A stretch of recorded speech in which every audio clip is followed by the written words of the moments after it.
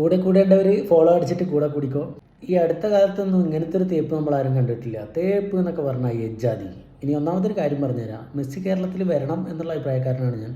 പക്ഷേ കാട്ടുകള്ളൻ മരംവെട്ടുകാരൻ കള്ളൻ ആൻ്റപ്പൻ കൊണ്ടുവന്നിട്ട് മെസ്സിനെ കാണേണ്ട ഗതികെട്ട അവസ്ഥ മലയാളികൾക്ക് വരാതിരിക്കട്ടെ. മെസ്സിയുടെ വരവും കേരളയിലെ വരവും ഒക്കെ പോലത്തെ ഒരു വരവാവരുത് എന്നുള്ളൊരാഗ്രഹമുണ്ട്. അതിൻ്റെ പരിശോധനകളൊക്കെ തന്നെ പൂർത്തീകരിച്ചിട്ടുണ്ട്. അർജന്റീന ആടുന്ന് പുറപ്പെട്ട അർജന്റീനയിൽ നേരെ ഇങ്ങോട്ട് വരുന്നുണ്ടാവും. അവർ 10-ാം തീയതി തന്നെ ഇവിടേക്ക് എത്തും. എത്തിയോ? എത്തി. അല്ല, ആരാ കൂടെ കളിക്കുന്നേ?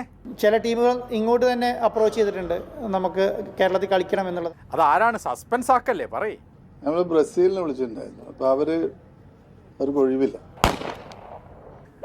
അതെന്താ ഏട്ടാ? നെയ്മറിന് ജലദോഷം, ചെറിയൊരു മസിൽ വേനി. പിന്നെ ബ്രസീൽ പോലെയുള്ള ടീമുകളൊക്കെ ഉണ്ടല്ലോ. പിന്നെ വിനീഷ്യസിന്റെ പെടലിക്ക് കടച്ചൽ. അങ്ങനെ ഇതിനൊരു രസമാണല്ലോ. രസാണ്. ആ ഫ്രാൻസിന് എംബാപ്പേനെയും ഒക്കെ കൂടി കൊണ്ടുവരായിരുന്നു.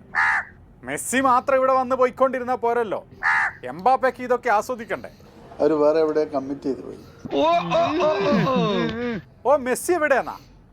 വന്നല്ലോ, കണ്ടില്ല. തേപ്പ് എന്നൊക്കെ അവിടെ തന്നെ എവിടെ? അർജന്റീന തന്നെ നിൽക്കുകയാണ്. ചെറുതൊന്നല്ല. ഇതിനാണ് നമ്മുടെ നാട്ടുപുറത്ത് പറയണത് തേച്ചൊട്ടിക്കാന്നൊക്കെ പറയുന്നത്. അതൊക്കെ മേലുള്ള സാധനം. എങ്ങനെയാണ് സംഭവം?